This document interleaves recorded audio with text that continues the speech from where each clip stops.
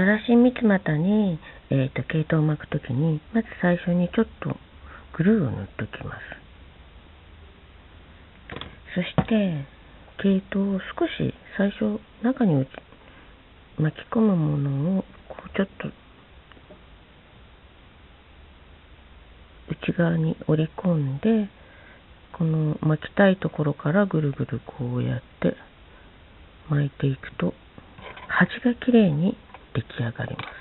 それでどんどんどんどん巻きたい場所まで巻いていき、でこのぐらいで終わりたいところでハサミでカットし、またその先端にちょっとグルーをつけて、で手が汚れると嫌な方はこういうちょっとボール紙、